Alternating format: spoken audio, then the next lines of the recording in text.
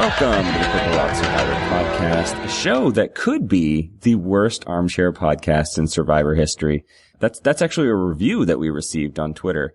And we love it so much. We loved it very much. And we're talking about a season which might have actually done something this week to keep it from becoming one of the worst in Survivor history. Finally. Freaking finally. Hey, guaranteed. I think it's completely now out of the doghouse. No matter what happens, it cannot be the worst season in the history of Survivor because I loved these episodes.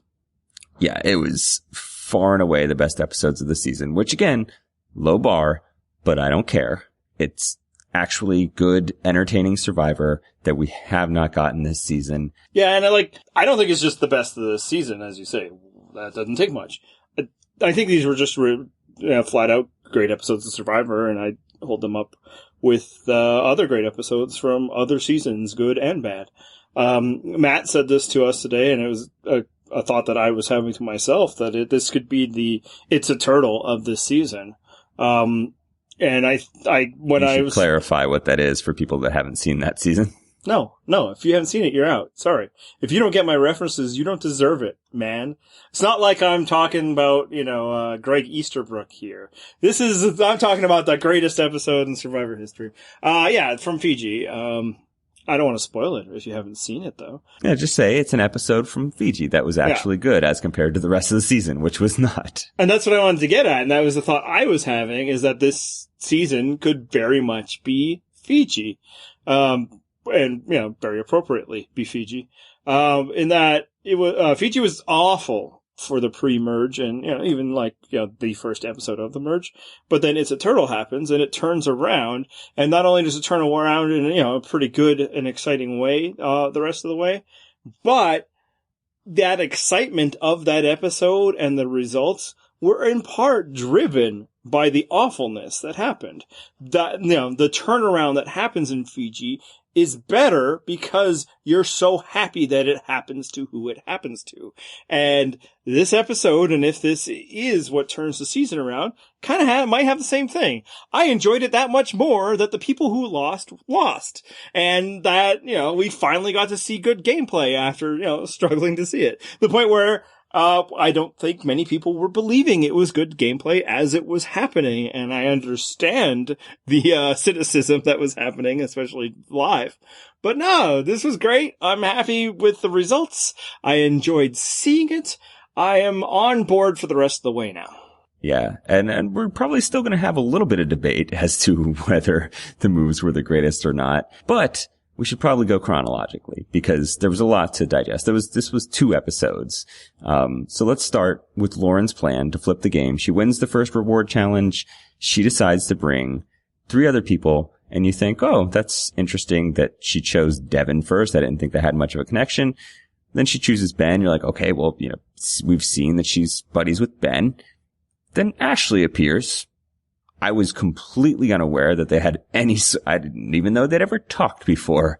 But that group then goes on a reward, and suddenly Lauren goes into boss mode.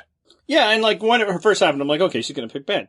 When she picked Devin, I was like, huh? I'm like, oh yeah, right. They were on the original Hustler tribe together. So at the last pick, I'm like, it's gonna be Ryan then, right? So I'm with you. When it was Ashley was her pick, totally threw me off. And then it was perfect. She played it perfectly, in her selections, and she made the move perfectly. And I think it helps turn around, any opinion I had of her. Now, I do want to say, in my small defense, and I definitely need to, eat a bit of crow. But in my small defense, my thing with Lauren was always but what if she sucks? That was things she was doing, it was fun that she was rolling her eyes at some of the guys and all of that, but it's but it could just be that she's not a very fun person. No, it turns out she's awesome. And the reason why she had no time for idiots like Patrick or Cole throughout the game is she came here to play. This is a business trip for Lauren, and even that reward, she had her laser focus, and she turned it around like that, and I loved it. And not only that, I like that even Ryan was giving the justifications for her. She took Ben and Ashley because they haven't had a reward yet. Great. Thanks, Ryan. You just did some of the dirty work for me and gave me cover for my reasons for taking them. And so that we know how awesome Lauren was, they gave us a confessional of her saying, yeah, Ryan can say that, but no, I did this for very strategic reasons. Yep. And what I loved about it is it really didn't take much. Once given this opportunity, and another thing I love about it is like how often, like this is why Survivor does it, right? Why they have reward challenges and why they allow people to pick is to hopefully shake up the game. It's been a long time since reward to shake up the game this quickly and this easily. I'm sure it's happened since the Road 2-4, but it was reminiscent of that. It's funny that we always say, when you're presented with, hey, how about us 4 to the end? Always say yes, right? But that group was immediately like, yup, I'm in. And, at first maybe you think like, okay, but are they really? Were they just saying that because she proposed it? No, they were actually 100% in. It really did not take a hard sell. Yeah, they were way in, and they were like, like long-term planning and some like fairly complicated planning. The kind you don't do when you're just kind of like, yes, but I'm totally gonna, backstab you. Like Ben was the one that you had to worry, is he really in or not? Ashley, I think, was excited to actually be in on something besides Final 7. And I think, we saw from last episode, that Devin was ready to do something. So it was just perfect timing and, full credit for that goes to Lauren. And, I guess the only question, forming a Final 4 amongst those people is one thing, but doing it right now when we're at Final 9, was this the right time to flip? Yeah. And I think this is one of those things because we're going to eventually talk about, great value Tony in the form of Joe, but actual Tony's greatest lesson for us and something that we've hammered on like seasons after Cagayan. Tony's greatest lesson was err on the side of being too soon. I don't think this was too soon, but if it is, I'm not going to hold it against you that it might have been slightly too soon. Always better to be a little too soon than too late. So, to the shock of, I guess, nobody who's been listening for a while, I too was going to bring up Tony as an example because, that's the lesson. If everybody knows that the right time to try and, gain an extra advantage on your major alliance is when you have one person besides left to use, then it's actually the vote before. So if everybody knows the time to break up the Final 7 is 8, then you gotta do it at 9. Because the whole thing for Lauren is, I need to do this before they do it to me. And why you brought up Tony is that's what he did with LJ. I need to get LJ before LJ could get me. And then exit interviews prove completely that LJ was like, I was gonna get him soon. And also, you don't know if the game is going to present you with such a glorious opportunity to completely talk this over with 4 people. And it didn't. They didn't get, the next episode, that level of privacy. They got some. They got enough that Ben was able to talk to them again, even though he wasn't supposed to be. But it was this perfect thing where hatched. And frankly, when you have a good plan and people are up for it in Survivor, do it now. Because 3 days from now, maybe they're not so into it anymore. Maybe then Ashley's like, you know what? Maybe I do want to work with JP. Or maybe Ben, gets another offer from Chrissy. Or maybe Joe and Mike do something. Yeah, see that was my actual thought too, is I think maybe the timing of the reward win might have spurred this on. Like I think Lauren almost definitely had that as a plan at some point. But then she saw the chance to strike while the iron is hot. And it's like, do it then. Don't take a chance that, like you said, the next vote, 2 votes from now, whatever, things could change by then. Just do it now while you can. Yeah, and also by doing it now, it helps you get a little more time to plan the next thing. Cause, as Lauren proved, just counting on 7 to go all the way. No, you gotta figure out something that works for you. And I also think, the episode showed that Ben and Lauren especially were right to not trust that this 7 was going to work out for them because we see, strategic mastermind social, gods, Chrissy and Ryan say, Ben 7 and Lauren 6. So, get before you get got. That's pretty simple. Yep. And I know that frightens people because they want to live in a fantasy world where there's non-risk moves in Survivor. There isn't. So find the risks that you deem acceptable and do it. Yeah. And like you said, I think we were shown specifically that scene of Chrissy and Ryan saying that Ben and Lauren would be on the bottom of that alliance just so that we knew Lauren was making the right move here. Like, I think it was the editors were making it very clear to us, like, if you were doubting that they should flip, no, they definitely should have. Here's proof. Yep.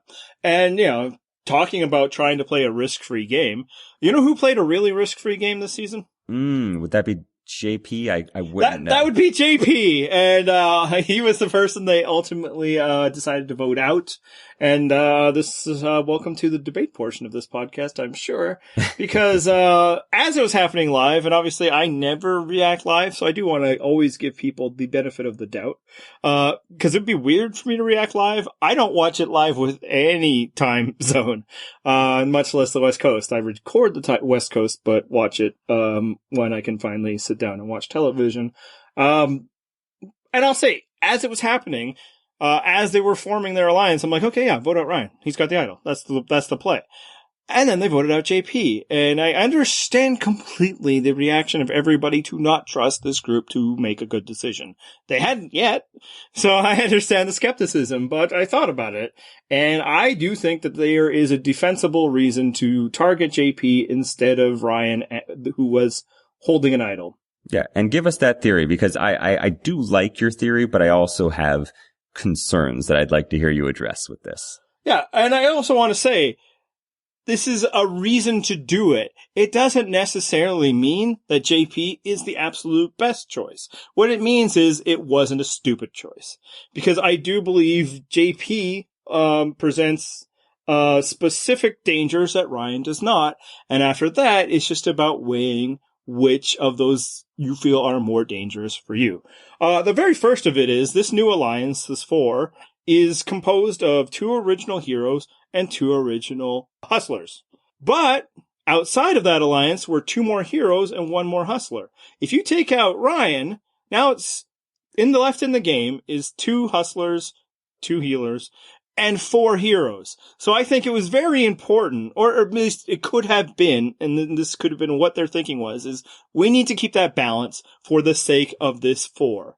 For Lauren and Devin to trust in this thing, we 2 heroes need to give up something. And so that's why Chrissy or JP instead of Ryan. The other thing I'll say is, and it's weird that people are still arguing it at this point, is apparently Ryan's idol isn't that freaking dangerous.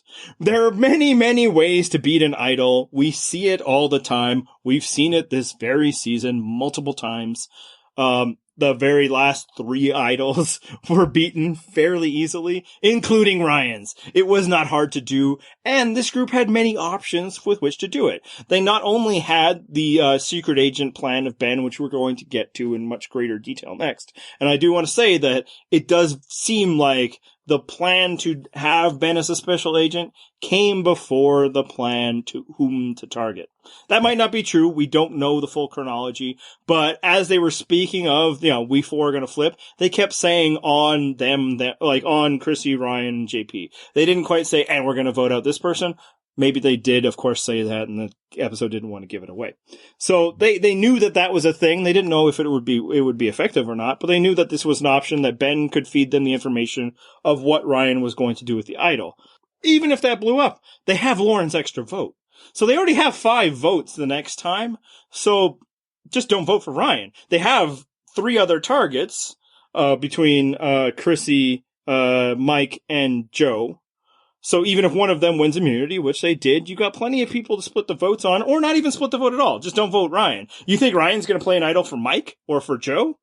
Because if you do, you're lying. You're just trying to win the argument at this point. And then finally, for JP specifically, what makes him threatening is the fact that he's not that threatening. And I know this is weird. It sounds like I'm, counterintuitive, but like Ryan is the clear and present threat. And I'm using the scariest of scare quotes when I'm referring to Ryan as a threat. But Ryan is, what his idol is, so that's a known threat.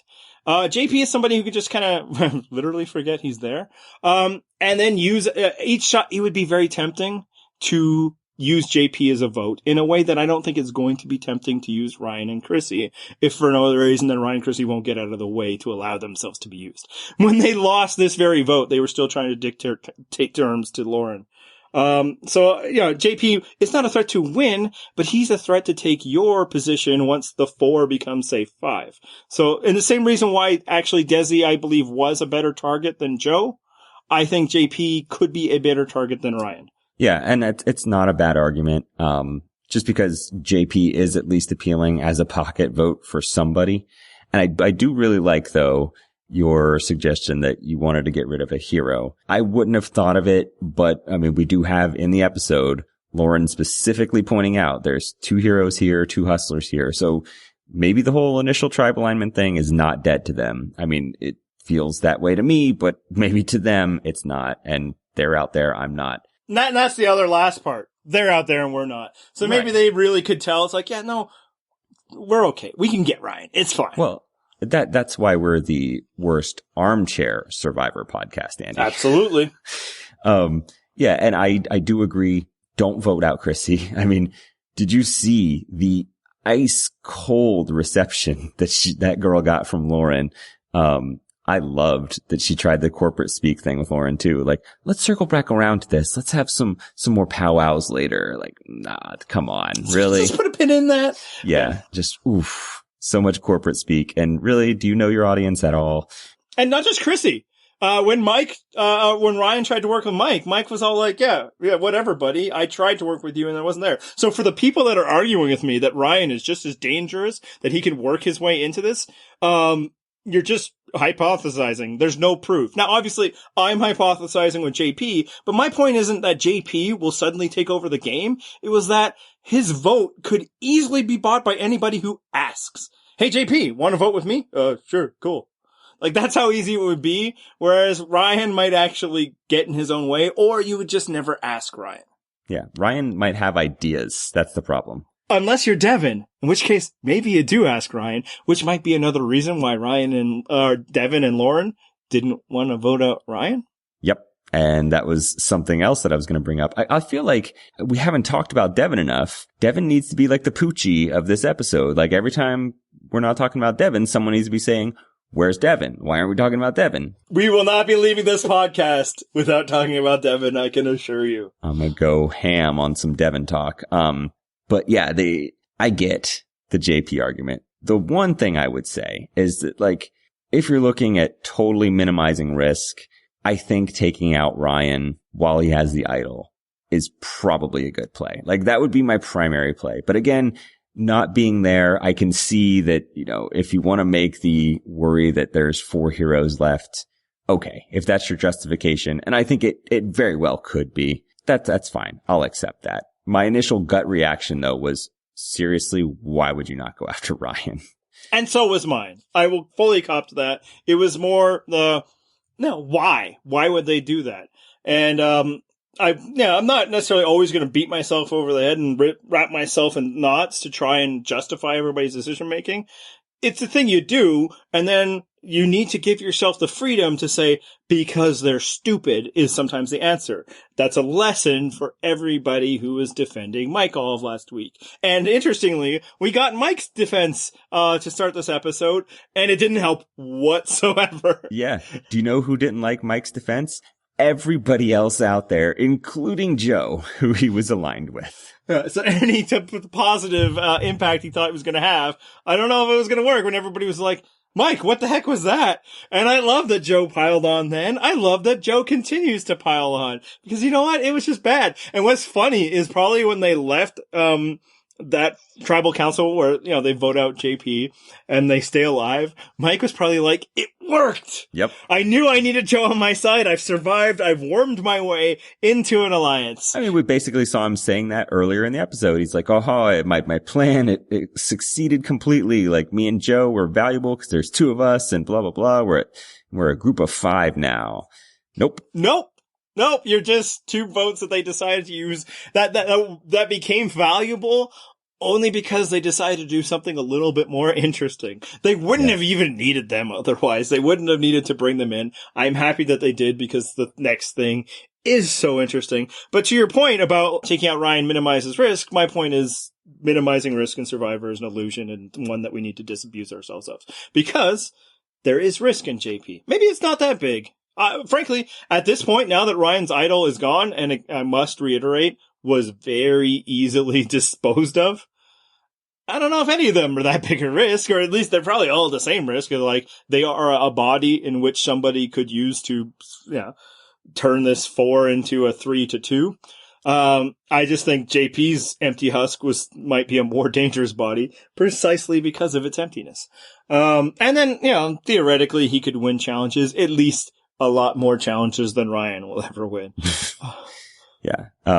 That guy brings nothing to the table in any kind of challenge. You don't even get, like, the token, clearly he's a nerd, so he must be good at puzzles. He's never done a puzzle, because I'm sure he sucks at them too. No, even Mike actually is fairly good at puzzles, although he did lose a puzzle this episode. Right, but that's because they were so far behind. Right. I guess he lost 2 puzzles in some respects, right? Chrissy won, her immunity was a level of word puzzle, so. Yeah, okay, so let's talk about Devin, man. Oh, let's talk about the secret agent plan. Was this too cute, or was it amazing? Hell yes, it was amazing. So amazing! Devin, the brilliant, beautiful light that is Devin. Let's not give this credit to anybody else, because we saw on the show, this was Devin's plan. And I loved, like, earlier in the episode where he's amazed by Lauren laying out this whole strategy. And he's like, wow, Lauren she's really good at strategy. She might even be like almost as good as me. And it's like included as a laugh line, right? Yeah. Yeah. Nope. About 20 minutes later, you're like, holy shit. No, Devin is doing some usual suspect shit here. Like, Devin legitimately has plans. And here's where it blew my mind, because it works on a lot of different levels. Ben is the most believable possible person that you could execute this plan with. Yeah, as long as he doesn't mess it up, It's just so easy to pull off, because there's no reason to suspect anything but Ben being on your side. Right. So Ben is a very easy person to assign the secret agent role to. Even if he's a super incompetent actor, you do still have backup plans if he blows it in a spectacular fashion, which, hey, this season being what it is, not out of the question. But as you mentioned earlier, Lauren has that double vote. If things got really bad, she could rescue them with that. And, Mike and Joe working with Ryan and Chrissy obviously could always happen. Desperation, bedfellows, etc. But I feel like you could see it coming. It would probably take a lot of work for all those groups to work together, because clearly Chrissy and Ryan could not stand that these two people still got to exist in the same airspace as them.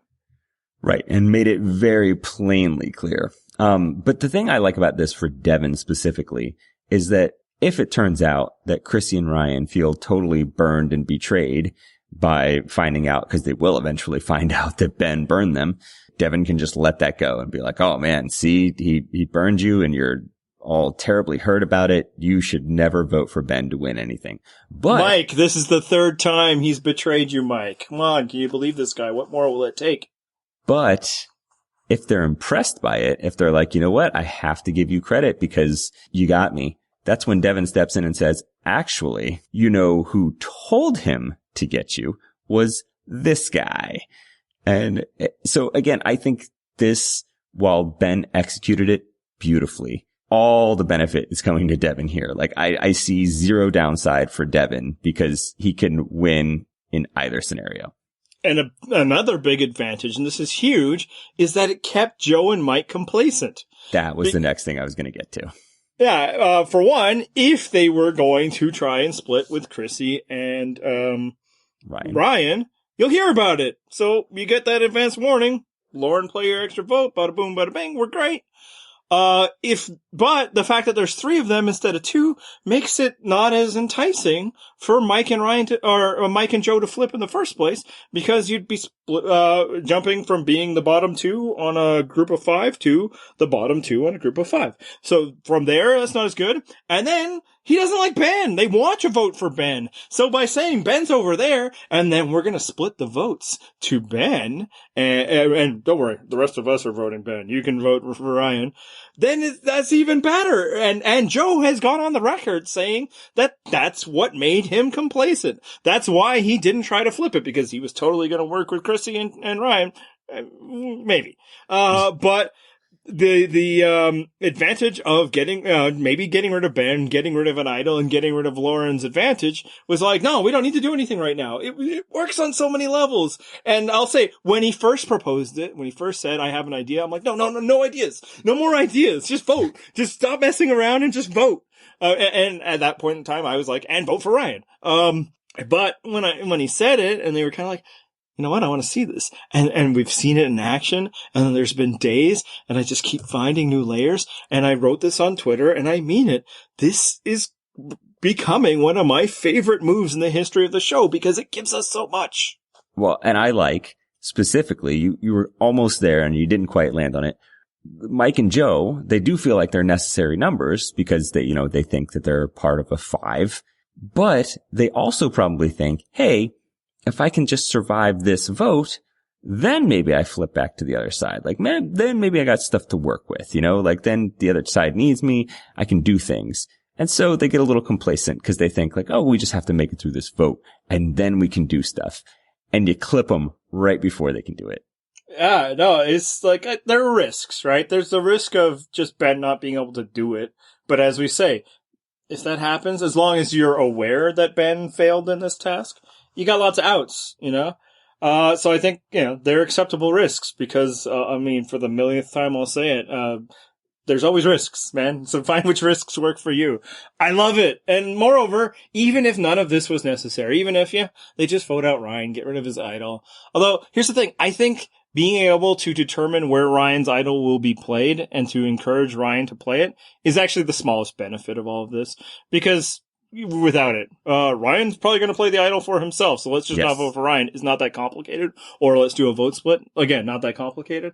It's a nice little thing, but it's more the other stuff. It's more the Joe and Mike stuff. It's more, the possibility of, setting Ben up as a Judas to everybody who will be on that jury. The other thing that, was a possibility is, while Ben is off there talking to them and, pretending to be on their side, and, you can talk about voting off Ben. Well, he's not with you, which is something that happened, and we're going to get to in a second. Now, the flip side of that risk is maybe Ben might end up just becoming a double agent if he spends enough time with them. But again, that's also true even if you don't have this plan. It's always true that Ryan and Chrissy could start talking to Ben again and trying to win him over one more time. I think that's risk neutral. So this leads us into the fact that, was Joe the right target for the second vote, or should it have been? Should they have, gone after the guy that everybody says is the frontrunner? Joe was definitely the correct move because Joe was not going to stay loyal to you once it wasn't in his interest. And as I said, I think once he made it to that next vote, it might not have been in his interest anymore. No, getting rid of Ben would have been suicide. It just would have thrown it off. Yes. And moreover, finish this plan, man. Let this 4 simmer for a bit. This is still just final 8. You've got plenty of time. And we should emphasize something here. Like, they essentially took over the game with a minority. They took over a group of 9 as a group of 4, and they succeeded in doing that. So to then hamstring yourself to go back to be a minority again with a group of 3 trying to take out the rest of the players in the game. Like, no, don't do that. Risk is fine. Don't double down and make your path to the end that much more difficult. Yeah, taking out Ben means that now Mike and Joe, these fun little attachments you had, are all in. You're desperate and you need them, and you've handed them all the power in the game. Yes. Because now they can just go and do what they want. And frankly, why not try to work with Ryan and Chrissy? The point might being is just because it might not be possible, because, man, imagine an alliance of Joe, Mike, Chrissy, and Ryan. But, it might be worth trying, because if I'm Joe, who would I want to go to the end with? Because you've pissed people off. Now, yeah, he said in exits that people actually liked him. That was a nice thing you can say about yourself. But I will say, I do believe that he was not the least liked person there. Because that's Chrissy. So yeah, sure, absolutely try to work Chrissy. And go to the end with her. So don't give that option. Get rid of Joe. If Chrissy hadn't even won immunity, I still think they should have gotten rid of Joe. Well, and it was funny because if they hadn't done the double agent thing, this would have been kind of the nightmare scenario, right? Like, Chrissy wins immunity and Ryan has an idol. Yes. Then Joe and Mike knew that Ben wasn't on the other side, then it gets risky. So Ben playing that well was really crucial, and it worked out. But as we said before, and absolutely, because now Mike and Joe know that they are the other part of the split if splits are happening, but you have Lauren's vote. So they had, insurance for this, which, provided them the cover to do something much more. And I'll say, if I sound really excited about this move in these episodes, I am. And I think the reason why, and this honestly just crystallized for me right before we started recording, is that this move, these episodes gave us something new. As you said, they took over the game from a minority position. Yep. And maybe that's more than anything what I need out of Survivor. And that's probably incredibly unfair to the people playing it to show me something new. But guess what? There's no other TV show in the world that I'd be watching if it's the same stuff for 33 seasons, or what are we on, 35 now? 35. Yeah, you need to do something new to, regain my interest. I've seen a lot. So just doing it enough to win, great for you. Enjoy that money. But for me as a viewer, I need something more, and this gave me something more. I love this move. I believe we are going to be talking about it and referring back to it many times throughout however long we continue the charade of a podcast. Our armchair podcast. And when you talk about Lauren playing her advantage, yes, she could have done that. But the important thing to remember there is that that's your last line of defense, because Mike, if you're listening, you don't just blow your advantages just because. You use them as effectively as possible, and holding on to that extra vote is worthwhile. Yeah, we didn't get to talk about this last week when we were railing on it, even though we had an extra day because the news didn't come out, that apparently Mike also, in that tribal council, brought out a fake idol and gave it to Joe. And it was so, when that news first came, I'm like, does this change my thoughts? And if so, is it for the worse? And I think that's where I landed. It's worse. This made it worse. Yeah. That's not a defense. That's not if we had seen that, we would have, totally come on board for Mike. It's no, this just shows that the guy was just doing everything. He didn't know what he was doing. He didn't have this concrete strategy other than whatever happens, I'm not going home. He was just, let me do stuff and find out what happens. And I love it. Again, Joe has come out, in interviews since, making fun of it. It was just this lame pile of beads in a bag. And everybody at the tribal council was laughing at Mike because nobody believed it. And frankly, the one thing that might help us retroactively change is if Mike did show that he has an idol, although, reports are conflicted about that. That might explain why somebody flipped their vote off of him and did a stupid 5-2 vote amongst the majority. Sure. But yeah, it's no, everything Mike did was just I'm just gonna do everything. I just gotta do stuff. No, you try to space it out. And yeah, there's maybe by doing that, maybe by not absolutely playing every advantage to win this one vote, you have increased your likelihood of it blowing up on you by X%. But you kind of need to win more than one vote to win Survivor. So sometimes you might just have to say, if this goes wrong, I will go home and that's okay. I'm fine if your risk level is, I'm not going to go home with the idol, then, that was the one thing Mike had to do. He didn't have to do everything. But I did just want to hit on that, with the news of his, brilliant fake idol plan, which, ranks up there with many of the brilliant fake idol plans. Fake idols, man. Fake idols. All right. Hey, let's talk about Ben, because even though I want to keep talking about Devin, because we should always be talking about Devin, we got a lot of this when they were discussing maybe taking out Ben in this episode. Oh, Ben's a huge threat. Wow, this guy in front of a jury, he's a nightmare. He's so amazing. He's going to destroy us. We should maybe consider taking him out. Do you get that vibe from Ben? Do you feel like he's a lock in front of a jury?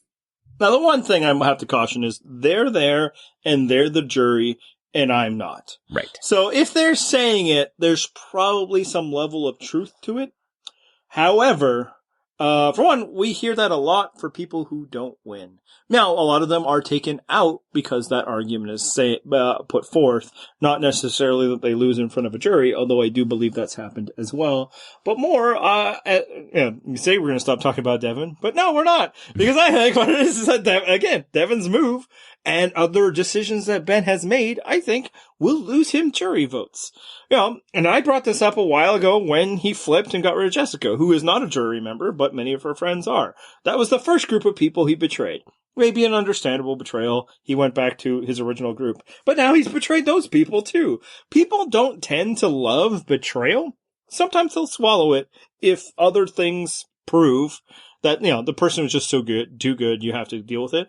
Or if you're choosing amongst a bunch of betrayers and there's not really there. I don't think that's going to be the case. And I think a lot of the reason why people are arguing why Ben is such a big jury threat is the extracurricular stuff. Who wouldn't want to give it to such a stand-up guy, this Marine, this all that, this father? But if you're betraying people left and right, are you still a stand-up guy? Yeah, and that's the problem is he's probably going to make the I'm a stand-up guy argument because I think that's how he's going to view himself. And that's not going to jibe with how the jury's going to view him. Yeah, I'm not saying you should be super comfortable taking Ben to the finals. I think again, if that's what people are saying, then it's probably true. However, I don't know if you put yourself at enormous risk to lose in order to get rid of him either. I think he's beatable. And the other reason why they're talking about at this stage of the game about him being the biggest threat is the people are assigning a lot of the credit for what's happening to Ben. I believe that's another thing that will shift. And again, for reasons that we've laid out. Devin can take the credit for these things. Lauren can take the credit for these things. Whether people will believe that and assign it to him is another thing. Because the flip side of Secret Agent Ben is maybe people are still blown away by his acting job, but they're like, no, that was Ben. It was Ben who fooled me, not you. Yeah, could be. And I think just looking at the jury so far, I don't know if Cole and Desi are on board for a Ben vote, as you mentioned. Joe might be. I think that, Joe is the type that's just going to respect game. Maybe I'm wrong on that, but if Ben comes out there and he's like, look, I did X, Y, and Z and owns up to it, maybe that wins him Joe's vote. I think I agree with Joe, and not necessarily because, I feel like he's this, great stand-up guy, but more because that's how Joe wants to define himself in his own game. And it's tough to do that and then say, but no, you betrayed me and I don't have a problem. Plus, nobody betrayed Joe. Joe is just Joe doing his thing. Right. Exactly. And I think that's how a lot of jurors will vote. They want to vote for the person that either played their game, the same sort of game, or butters them up in the right way, or whatever their reasoning might be. The one thing though is I have no idea how JP would possibly vote. I have zero concept of JP. And importantly, I think we should point this out. JP in his own boot episode didn't even get a confessional. He spoke at tribal council and my wife audibly gasped. And I was like, that's right. And then he muttered on his way out and got no final words, and it was so perfect. It was the most JP of JP boot episodes. It was fantastic. We cannot know how JP will vote. We can know this. Dude ain't saying nothing to that new final tribal council format. Nope. And I love it. It's going to be great. Not even edited it out. He's just not going to raise a question or anything like that. No, I legit think that part of the reason they switched to the new format is, when they have a JP, they can just be like, nah, it's fine. We'll just let more important people ask questions. So we've talked about Joe a bit, as we both agree that it was the right target to get rid of him because, his activity level, it makes him dangerous, and also, frankly, you can't keep the bench charade up for too long while Joe's around. And also, I think, and we didn't say this, but I'm saying it now, I think forcing Ben to still deal with Joe for too long is a danger to your alliance. Eventually, Ben's going to blow that, right? He needs to get rid of Joe. Let Ben get rid of Joe. He let you get rid of JP. Yeah, we're good. But let's talk a bit about Joe, just Joe. What did you feel about him as a player and a TV personality? Are you in or are you out? He was fine. I think he actually tried, which is something that I appreciate because it felt like for the large part of this season, no one really seemed to be trying. He was the only one who for many episodes provided any kind of entertainment. I loved him in these episodes. I thought he was in a good mood. He was playing. I thought that Coconuts thing was freaking ridiculous and I couldn't stand it, but I blame that more on Mike, who was more awful and unfunny improv-y group about it. But he handled the blind side well. I mean, he did the whole, I came, I played, I lost, whatever. He just viewed it as a game and I like that attitude. Yeah, I mean, we've had some harsh words about Joe, the player of the season, and I'm not backtracking from a single one. I don't even care if he's listening. We suck at this, so what are we going to say? Please come at us on Twitter, Joe. I should point out, like, I liked Joe when he came at us on Twitter. That was entertaining. But then when he tried to be, like, conciliatory and, like, praised us, like, no, F that. Double down. Attack. Yeah. You lost my respect when you backed off the criticism. Obviously it was all in good fun. That's why we started liking him more. It's like, okay, he's our vibe. But as like, so as a player, whatever, I don't think he was that good, which put him in, good company this season. Yep. I think he had some ideas of moves. I do like aggression. I like better, well-timed aggression. But as a mix for a Survivor season, and especially for a season like this, it's like, yes, more of that. And you started to hit on it, and I think it really crystallized for me in these episodes, and, in his exits in a sense. He was having fun out there. Yep. And that's actually a really big deal. We don't need everybody to be a big character or anything. A lot of people can't be a Joe Mina-sized character. But more than anything last season, more than anything besides the aggressive outing of a person on public television, I think the problem with Game Changers was that nobody was having fun. And that's not a good time for me as a viewer. I don't need this funeral dirge of like we're just here to do stuff and I don't like being around you. You don't like being around me. Let's get this over with. I don't want to watch that. I understand, like, some level of struggle is important to Survivor because I need it not to be Big Brother, but I want people to be enjoying the experience. And Joe, more than anybody this season, very clearly was. And, I mean, the contrast could not have been more clear between he and Mike, and I agree with you on the Mike stuff. Siskel and Ebert are not a comedy duo. And, Ryan and Chrissy, who are just like, I want 3 votes to get rid of you. How dare you guys still even be here? Like, they were so imperious to it. And I will say, they're under no obligation to like Joe. If Joe rubs you the wrong way while you're out there, that does not say anything badly about you. He is openly trying to rub people the wrong way. But for me, it's like, I'll watch the guy who seems to be having fun, as long as it isn't too mean-spirited, versus the people who seem to be annoyed to be there. Right. I will say that Mike is about as funny as Roger Ebert is right now. Either of them, dude. Either of them. True. They both dead is what I'm getting at. Yeah. All right. But let's move on to talking about someone else, because there's someone we haven't really gotten into yet, and we probably got to eat a little crow on this. Actually, maybe not, because I don't feel like I'd actually formed an opinion. But Lauren fans, which there are apparently many, they get to gloat this week. Stand up, man. You win. Yes. Hats off to you, Lauren fans, for getting on that bandwagon earlier. Because until this week, I really had no opinion on Lauren other than like, hey, good job winning that immunity the one time. But now, completely on board. Like, as Devin pointed out, Lauren is almost as good at strategy as Devin is.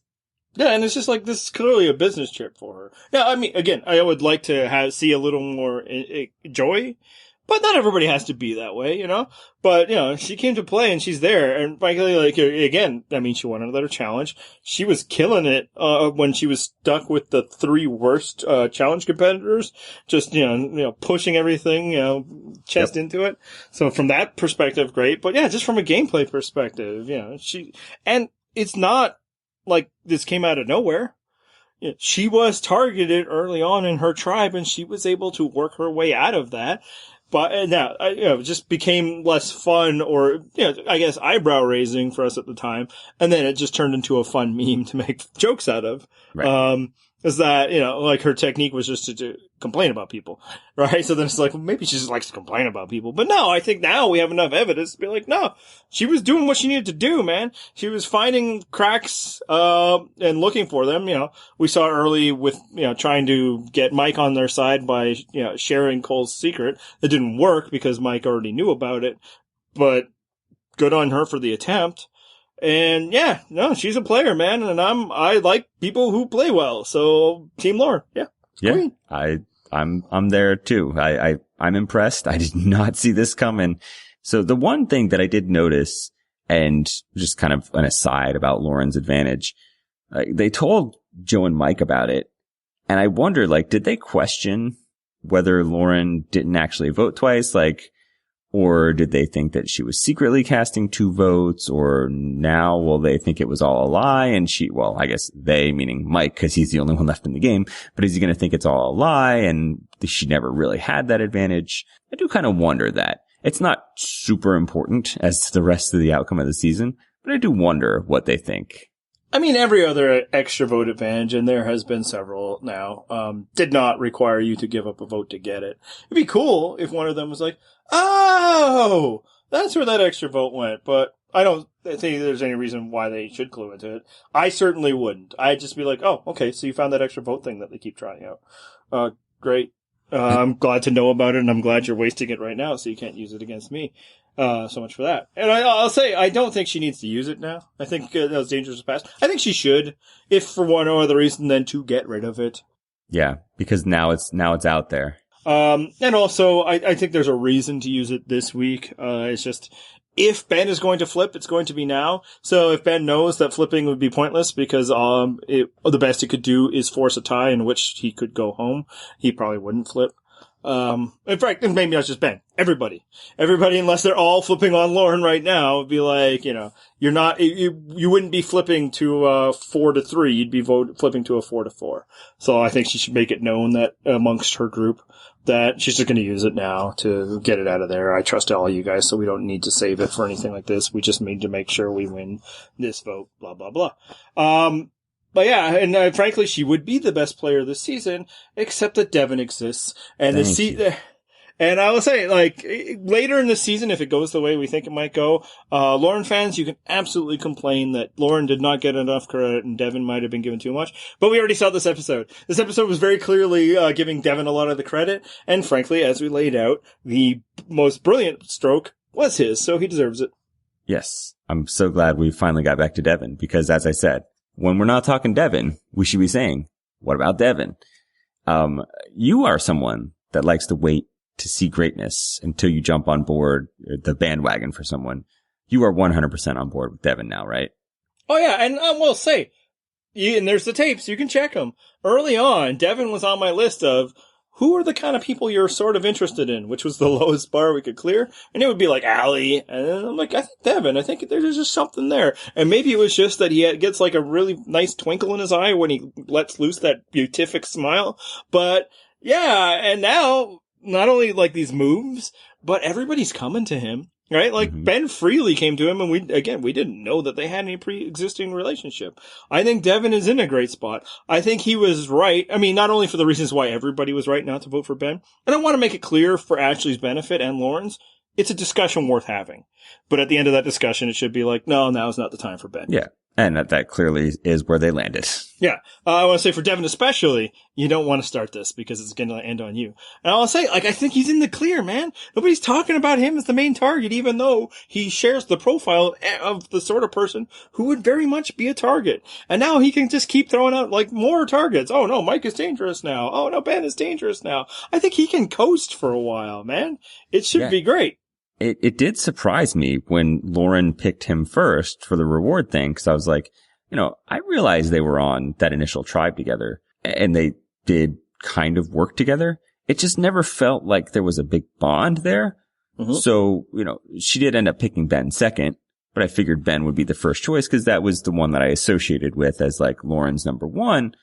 I think there actually is something to the fact that she picked Devin first, and I don't know that everyone is catching on to the fact that Devin is so well liked.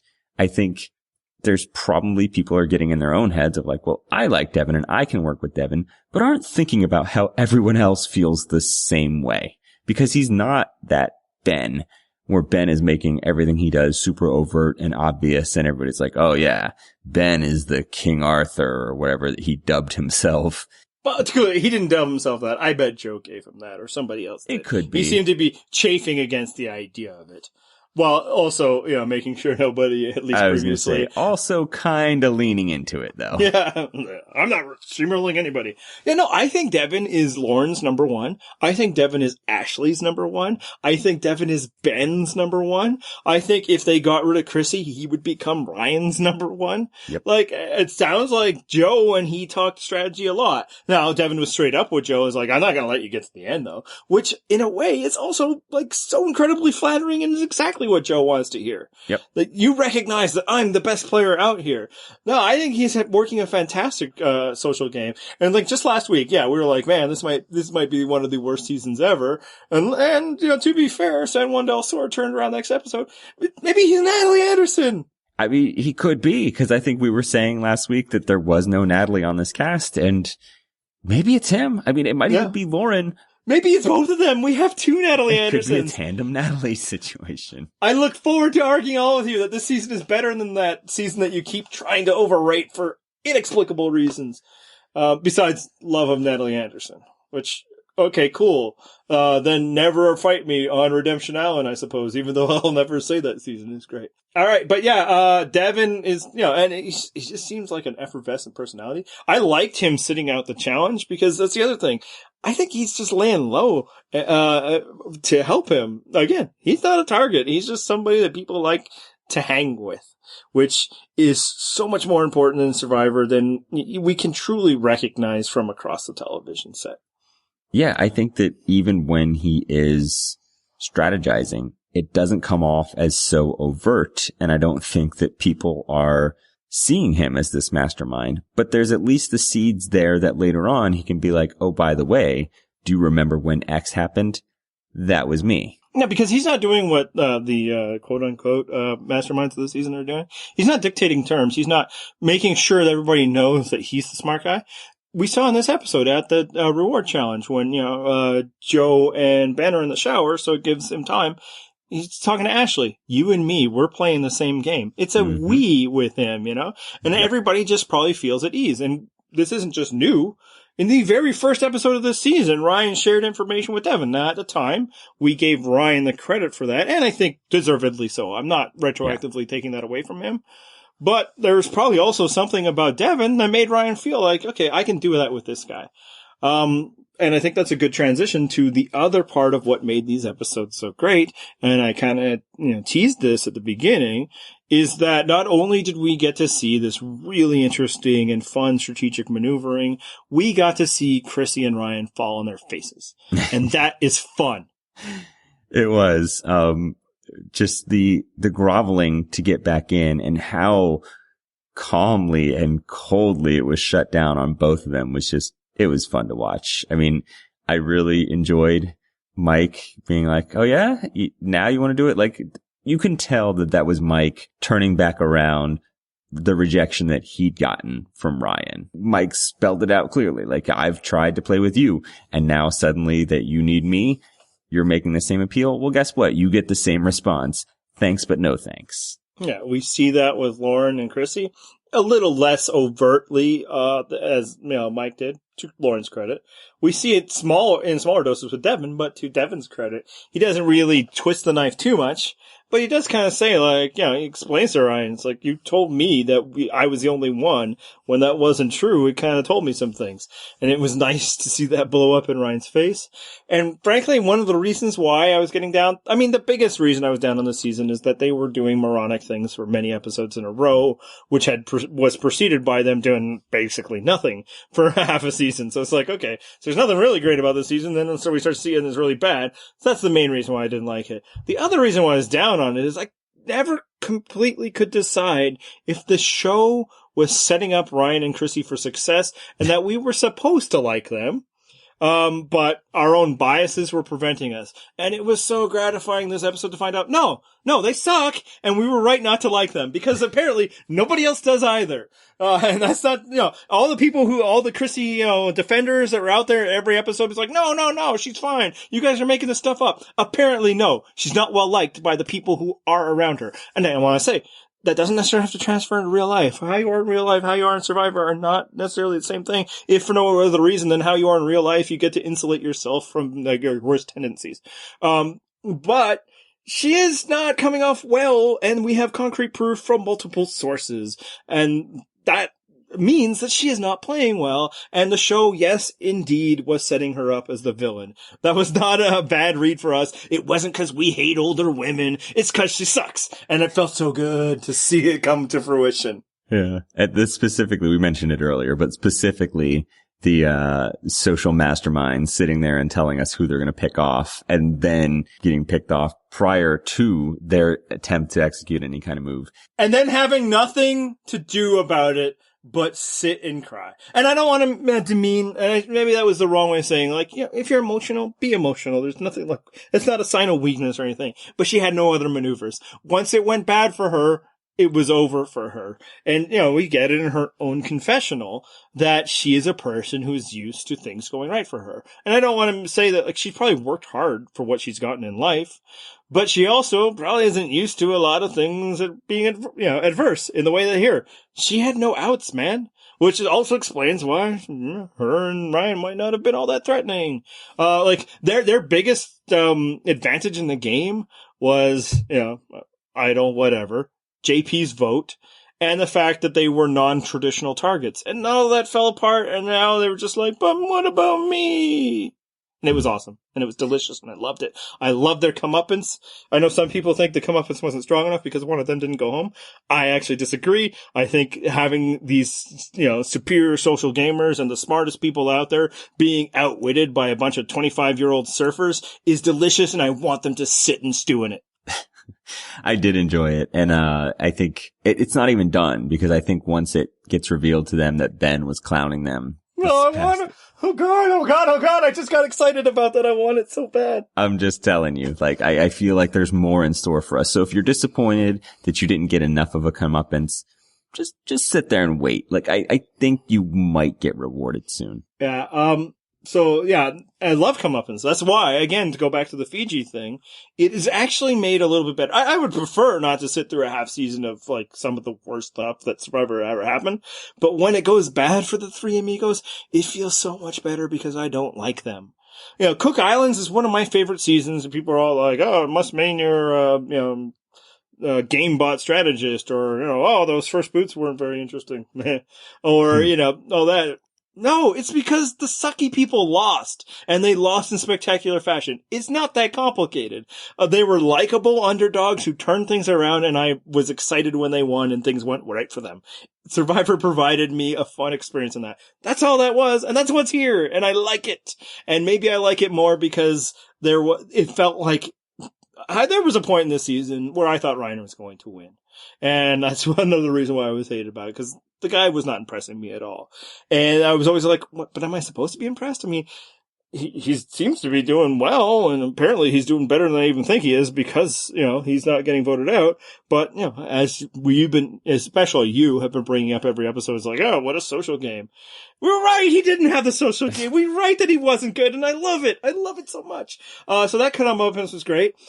I also liked Mike and Joe's mini comeuppance afterwards, even if I kind of like those dudes, because I like comeuppance. Even when it's my own, I like it. Yeah, I mean, I don't know. I didn't really need comeuppance for Joe so much because I was fine with Joe. Mike was grating on me with his little improv comedy shit, so I was there for that. That was good. But I do like how, like, it took just the smallest thing. These guys are on the bottom, and then just one thing goes well, and they're like, ha, ha, ha, ha. And then we saw it again with Chrissy. You know, she wins one reward, and Joe goes home, and suddenly she gets to be smug again. It's like, man, it just can't stop with you guys. Meanwhile, none of you matter. You guys are all lost. Yeah, and like I said, I don't know that I really cared so much about seeing comeuppance for Joe. The Ryan and Chrissy thing, that was the thing I was there for. Just fingers, mwah. Oh, it's great. Mm-hmm. I love it. More of that. I mean, yeah. And again, I want more for them. I actually don't want them to go home for a while just so they can, find out, just so everybody can, like, I want people to call them ghosts to their faces, all of that stuff. It may happen because I think Chrissy is a very tempting person to bring to that jury. Yeah. In fact, that might be why you need to get her out, is just to remove the temptation, because, you know, as like Sirius pointed out, you know, that goat, it doesn't help if you're not their goat, right, or they're not your goat. I think someone like Ashley specifically needs to make sure Chrissy goes home. Yeah. But I wonder if Ashley specifically is the kind of person to be like, but I need to find people I can win. And actually, it just shows it's a tough spot because she kind of does. She shouldn't be going to the end with Devin or Penn. So interesting. All right. So let's do our shtick. What was your heroic moment of the week? Oh, easy. Devin giving someone else a chance to win that immunity challenge by sitting out and eating some peanut butter. Nice. My heroic moment of the week goes to Devin and Lauren for saving this whole goddamn season. Oh. Bravo. You guys are heroes. I am over the moon for a season that I was so pissed at. And let's do a healing moment of the week. What do you got? The attempts to healing went to Ryan and Chrissy's attempts to reconnect with their former allies and Mike. It was just wonderful stuff. Just keep going at that. For me, it was, Devin telling Ryan how he felt about Ryan sharing that idol info with Ben. Like, I think there is a specific juxtaposition happening here with Ryan claiming that he's king of the social game so often, juxtaposed with his buddy Devin that he was in tight with, his closest bond or whatever. And you see how much better Devin is at it than Ryan. And it's like, it's so subtle. Devin is not giving us confessionals telling that he's great at social game, but he is clearly succeeding at the social game in ways that Ryan is not coming close to. Yeah, and it's not hard to imagine that Ryan viewed Devin as his pawn earlier in the game. This is my meat shield. He'll help protect me, but I'm the one who knows what's going on. How could a dumb surfer bro know anything about Survivor? The way to know Survivor is to talk about it on the internet and not have a social life. Anybody who thinks that is a moron. And so it's not hard, and that's delicious. And another thing, a layer I thought about it is, as great as their comeuppance was, imagine Ryan and Chrissy watching this episode. Mm-hmm. Imagine if there's a possibility that this is the first time they've realized that Ben was, in on it the whole time. I don't think that's true, and honestly, it'd probably be more fun if they find out. But just how it underlined, maybe even just watching last week, that Ryan's brilliant social play of letting these people in on his idols was specifically his undoing. So good. Mwah. All right. Hustle moment of the week. What you got? Devin, of course. Devin proposing the secret agent Ben plan. Like, it wasn't enough to just win that vote alone. Like, he locked down that secret agent thing and let them take control with the minority group. That's amazing. Yeah, that's probably right, but I decided to go a different way, just to mention something else that we haven't talked about, is, my hustle moment of the week goes to Ben's wife for finding him that idol. Good job, Ben's wife. Oh man, good on her. He was really struggling out there and she found it for him. And we should note that the idol could end up making Ben a lot more dangerous. You can't factor that into the talk of, whether Ben is a front runner from those people's minds because they don't know he has it. But if he wins the game, I bet the idol is a reason why. So, good on him. Good job, Ben's wife. All right. Next week, it probably won't be as amazing as this, but we might see a fake idol. So, of course, it will be amazing. Whoa, how exciting. Fasten your seatbelts for a fake idol. Ooh. I almost don't want to give predictions for next week because I've been so eerily accurate the past 3 in a row. 3 in a row. And just I was the only one on the island saying it's going to be JP next because why would it be JP? But it was JP. See, you knew then. You had pieced it all together why, JP would be a great target. And then when it happens live, you're like, idiots. Yes. Oh, for sure. I was totally against it. Like, how dare they? But yeah, I regret to inform you all that are big Mike fans, he's going home next week because apparently I'm really good at this now. And I decided that Mike is going home. I also think Mike is going home, because I think that he should be the target. I think of the people that aren't in that 4, Mike is currently the most dangerous player. If for no other reason, then, he has a possible connection to more jurors than anybody else. So get rid of him. Let the healers kind of heal, their wounds, before they become bitter jury members. Don't let them get excited. Maybe Mike can do this and then rip it away from them. Get rid of Mike. And then, cause I don't think Ryan and Chrissy are a threat anymore. You know what they are. They are what they are. Let me ask you this. Do you think Mike wishes he had that idol back right now? It's possible. No. there's going to be an idol put back in the game, which is another thing about like, you want to completely minimize risk by taking out Ryan because you take out the idol. Well, then, that could put an idol in somebody else's hands. It's more dangerous. Now, obviously, at some point you got to get rid of an idol, and they did the very next vote. But yeah, no, I think maybe having an idol, especially because somebody's going to have a better fake idol than yours, Mike. And, as we all know, as people were telling me, 9 weeks ago, fake idols are so dangerous. Oh, yeah. I mean, Chrissy's, we've heard so much about, and it's sitting there just waiting to be played. It's Chekhov's fake idol. I love the Chrissy debate from the beginning because I think everybody that participated had flipped sides as the seasons have gone on. And frankly, we were all wrong for so many reasons. But the best is that everybody back then were hypothesizing that Chrissy wanted to play a more social, under the radar game and would never want to do something that could potentially piss people off and put herself out front. How'd that work out, guys? How'd that go? I want to point out that my claim at the time, well, I did say that it was fine that she did what she did. It was fine, actually, it turns out. My claim was just, who cares? It didn't matter at that point. It was the very first vote. That was your first right prediction of the season, because you're right. Who cares? It didn't matter at all. That was 100% right.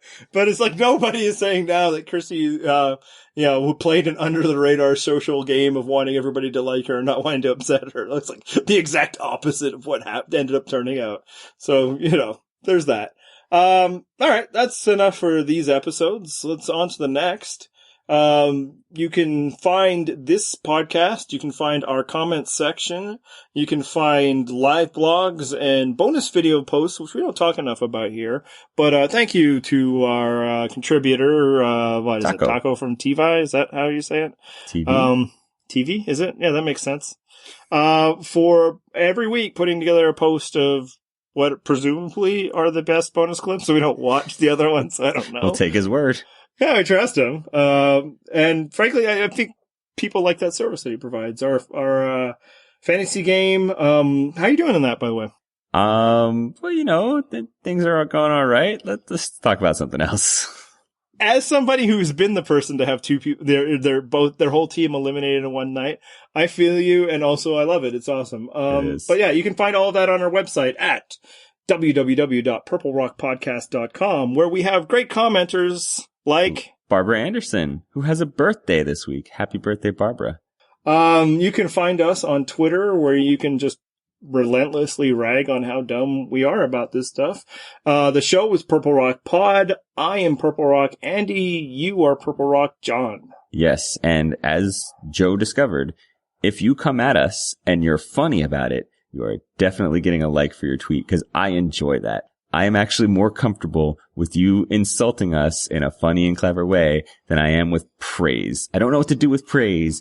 I do know how to respond with funny insults. The funniest part is I see it and I laugh, because honestly, he started with a little praise and then got the insult in. And I think that probably worked out well, because see if you come just straight with the fire, and then we probably just think like, whatever, you're just another survivor who can't take us talking about you.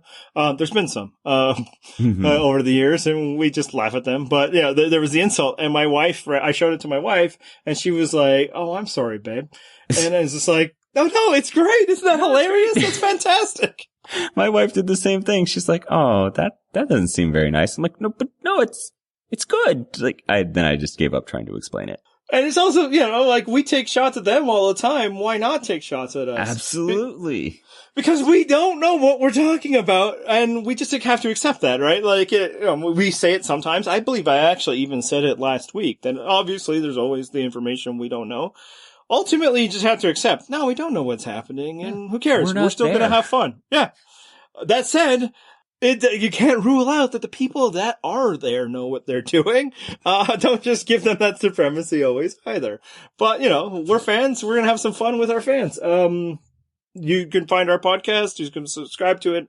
iTunes, Stitcher, Google Play, and anything else? Nope. Hit the theme music. But I've been for Cotton Eye Joe. I've been married a long time ago. Where did you come from? Where did you go? Where did you come from, Cotton Eye Joe?